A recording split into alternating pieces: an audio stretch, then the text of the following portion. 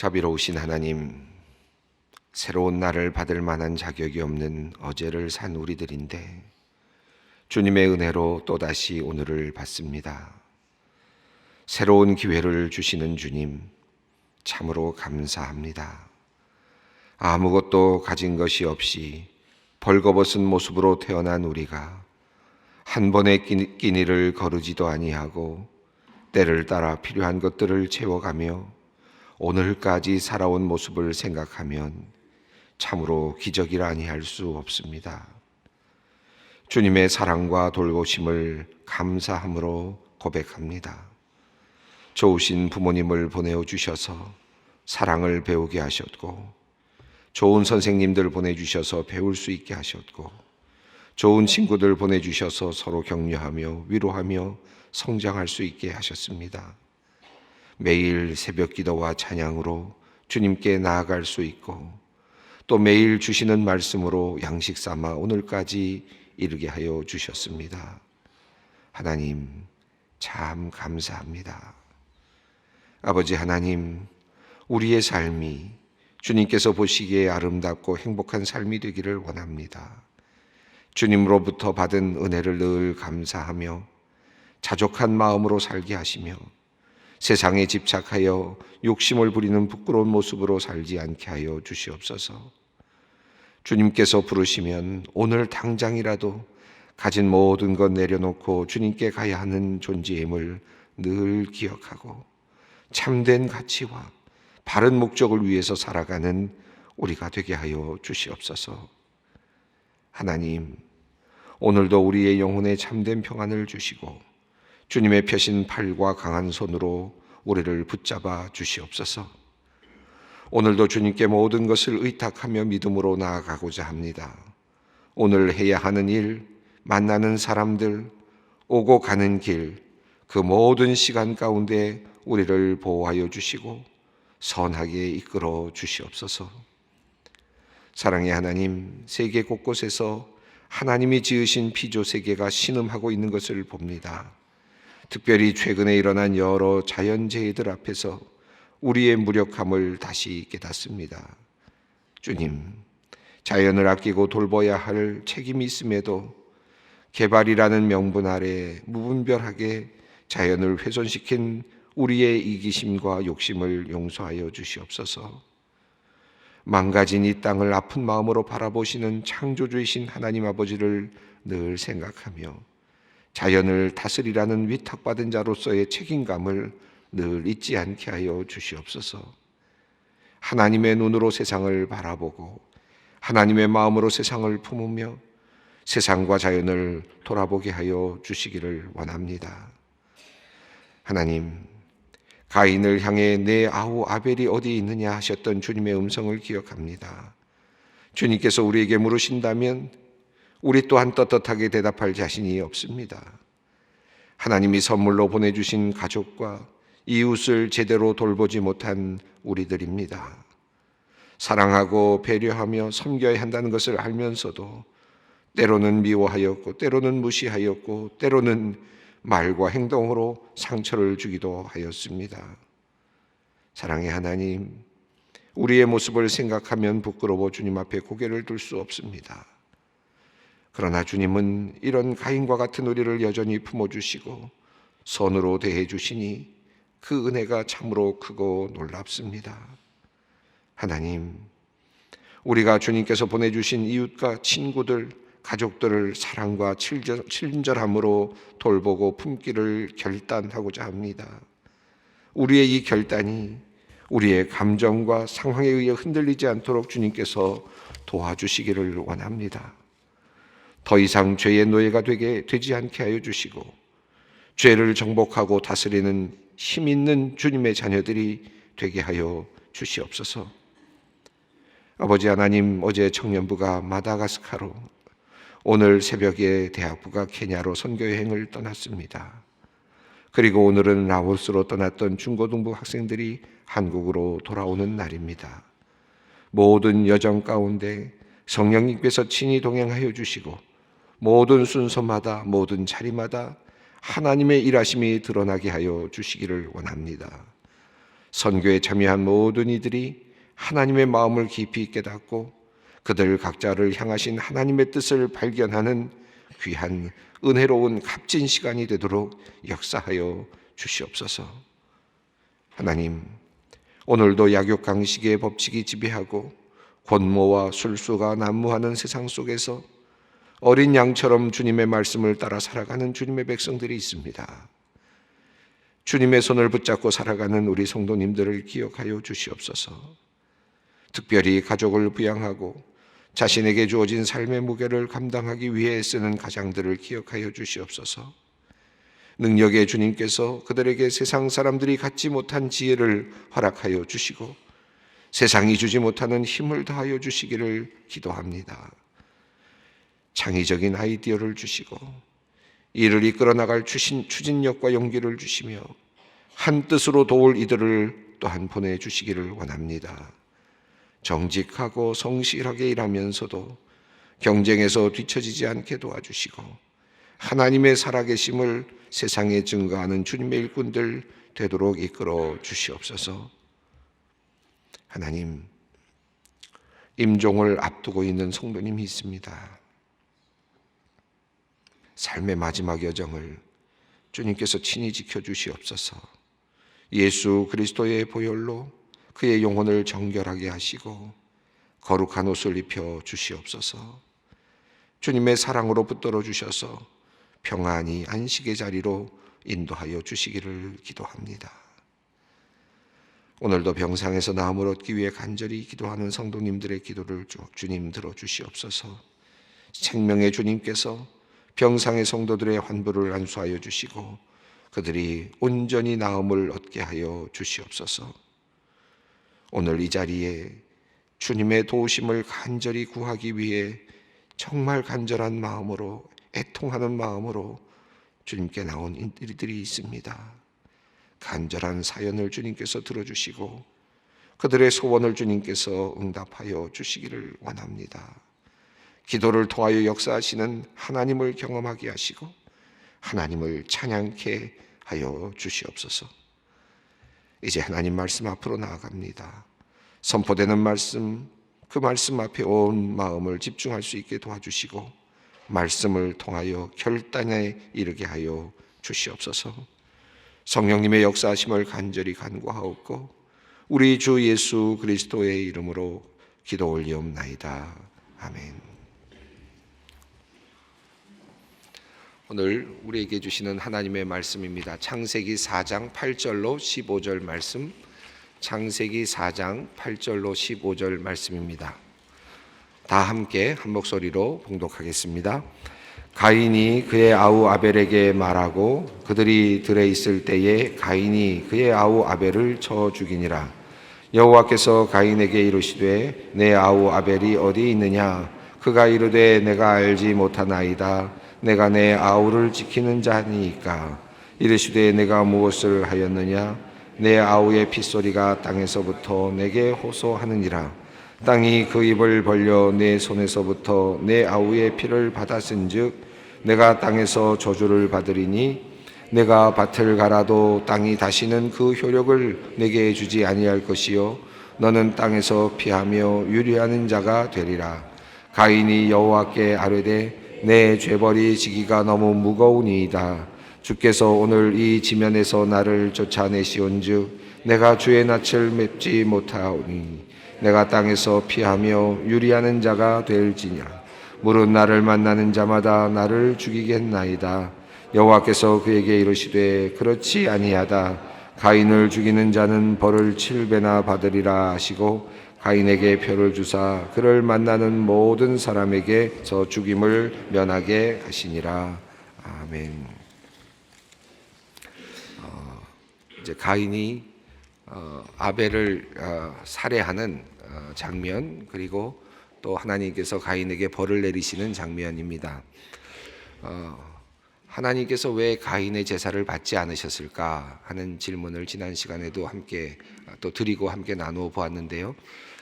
사실 명료하다고 볼 수는 없겠습니다만은 몇 가지 사례들을 우리가 살펴봤습니다. 그런데 성경의 전체적인 흐름을 보면 가인의 그 제사, 아벨의 제사가 주는 특별한 의미가 또한 있다고 볼 수 있겠습니다.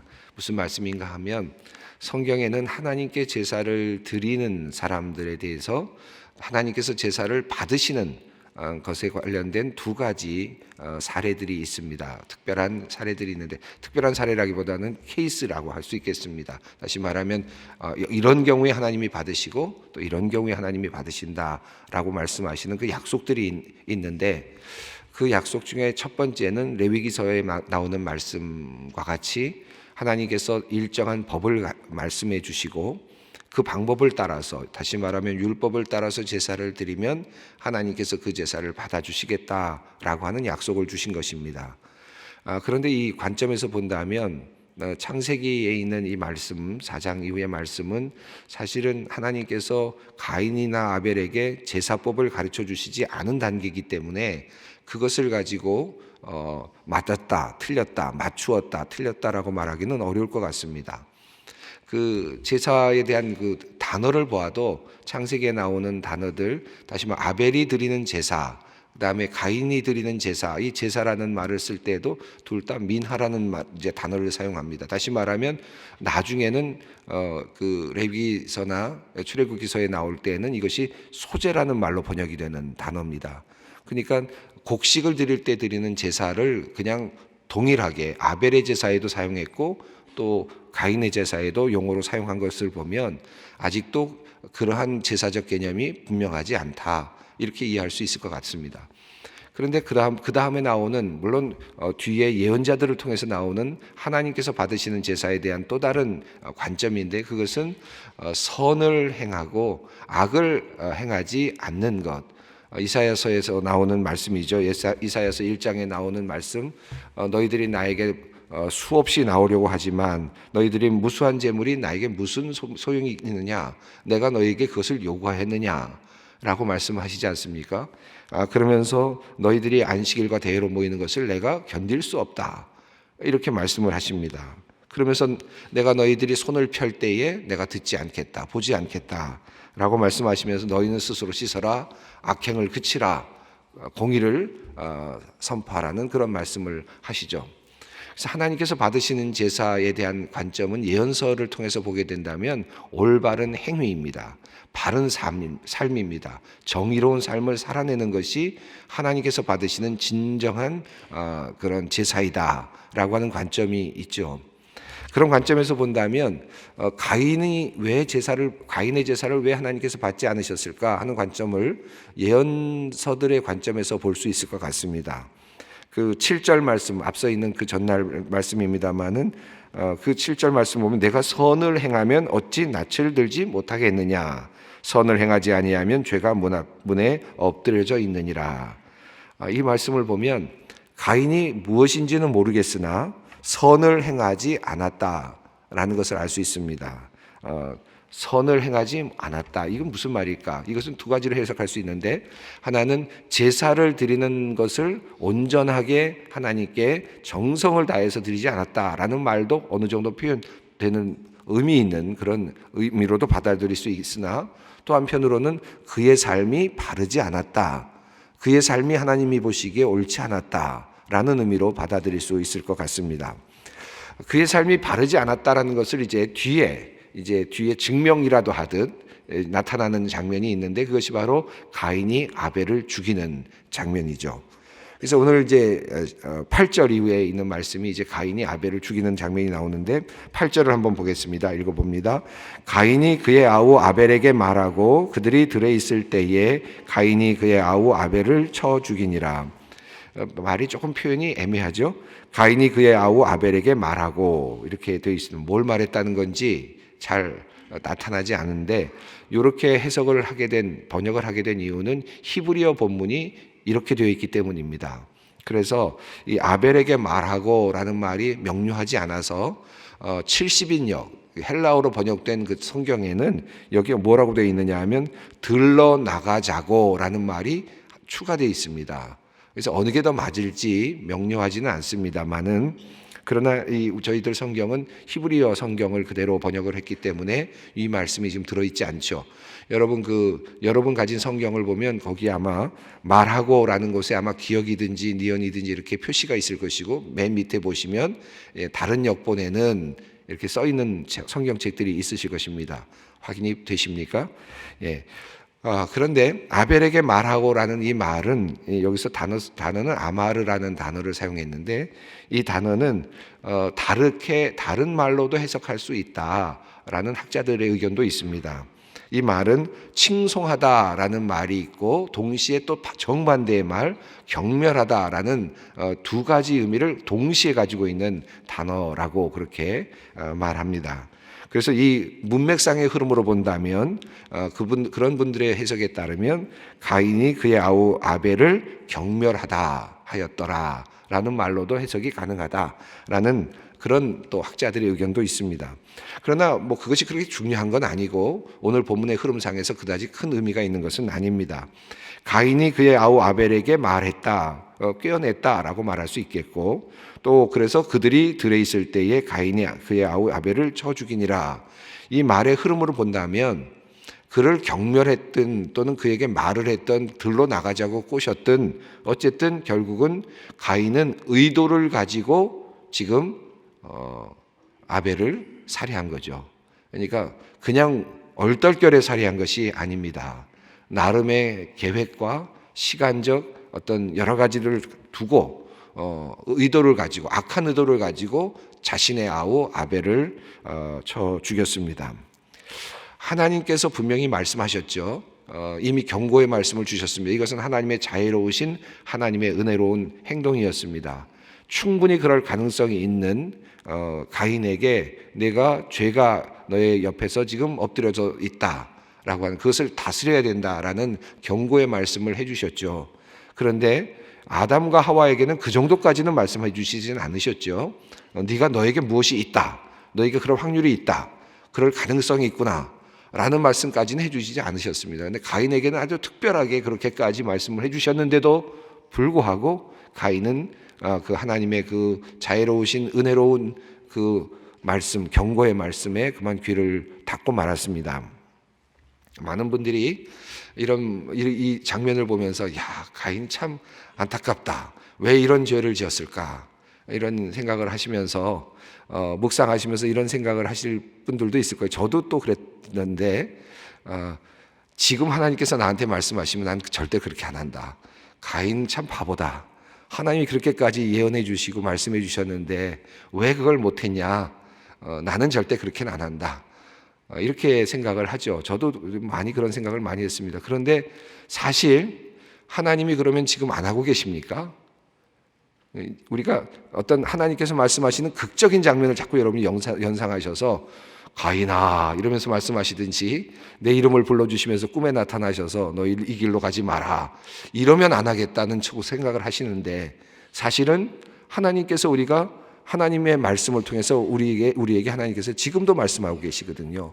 오늘 아침도 말씀하고 계시는 겁니다. 우리가 성경 말씀을 읽으면서 이미 하나님의 말씀을 들었고 받았고 하나님께서 우리에게 지금 경고의 말씀을 해주고 계시는 거거든요.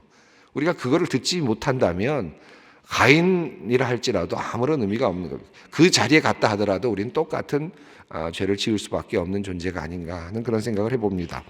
어쨌든 가인은 하나님의 경고를 무시하고 결국은 아벨을 의도적으로 살해했습니다. 이 학자들 또 많은 분들이 묵상하면서 이런 얘기들 합니다. 가인이 아벨을 한 번만 때렸을까? 생각해 보면 아닐 것 같아요. 저도 거기에 동의합니다.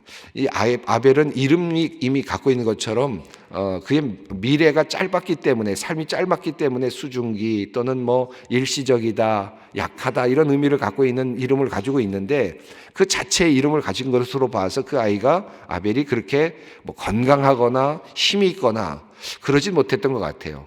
가인이 그냥 때리면 맞는 동생, 그죠?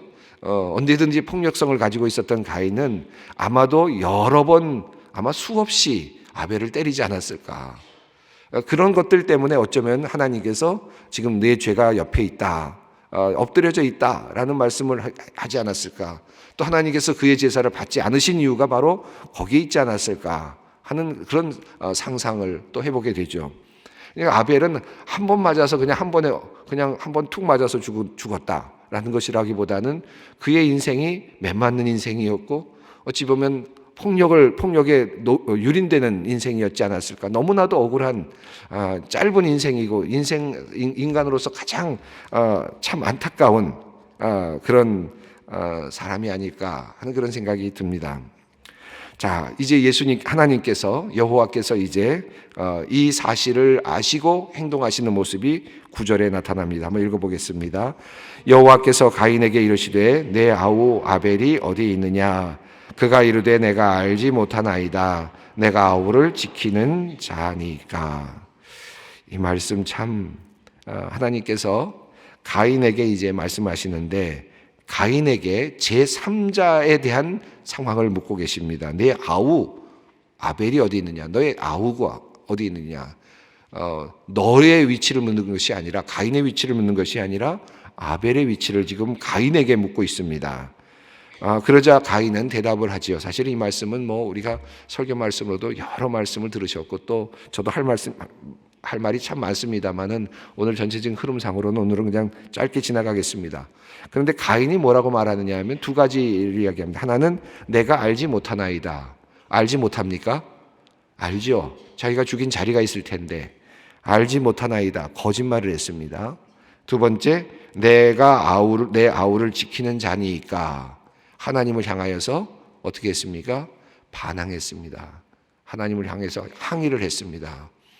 하나님을 향한 지금 반항까지 거짓말과 하나님을 향한 반항이 있고 있습니다. 근데 내가 내 아우를 지키는 자이니까 라는 말은 반어법으로 보면 저는 이 말씀이 이런 느낌이 들어요. 자기를 변호하는 그런 의미도 있지만 한편으로는 하나님을 향해서 또 다른 의미의 하나님의 책임을 묻고 있는 그런 의미로도 보입니다. 무슨 말씀인가 하면요. 하나님이 지키시는 거 아닙니까? 하나님이 지키셨어야죠. 내가 죽일 때 하나님께서 막으셨어야죠. 하나님께서 정말 하나님이 전능하시다면 하나님께서 막으셨어야죠. 하나님께서 그 순간에 제 손을 못 움직이게 하시든지 해서 막으셨어야죠. 라고 하는 그와 같은 지금 질문이 아닌가 하는 생각이 듭니다. 이 말씀이 요한 1서에 나오는 가인의 이야기에서 경고되는 말씀과 아주 일맥상통합니다. 자유의지를 가지고 있는 것과 하나님 이 문제를 가지고 토론하고 있는 요한 1서에 있는 내용이 사실은 연결이 되는데 어쨌든 여기 지금 하나님께서 내 아우를 내가 지키는 자입니까? 하나님이 지키셔야 하지 않았습니까? 저도 그런 생각이 들어요. 이때 하나님께서 왜 잠깐 가인아 라든지 또는 아담이 선악과를 딸 때 하와가 선악과를 딸 때도 잠깐 하와야 라든지 아담아 라든지 한마디만 조금 더 일찍 불러주셨으면 좋았을 텐데 사건이 종료된 다음에 왜 하나님께서는 이렇게 하셨을까? 이게 참 많은 생각을 해보게 됩니다. 이거는 하나님께서 그냥 놓아두신 것인가? 제가 보기에는 이건 짧은 얘기로 할 수는 없습니다만은 하나님께서 인간의 자유로운 의지까지를 하나님이 그대로 보장해 주신 하나님의 은혜로운 어떤 행동이었다라고 그렇게 볼 수 있지 않을까 하는 생각이 듭니다. 물론 그들이 잘못된 길로 가고 있었지만 말입니다.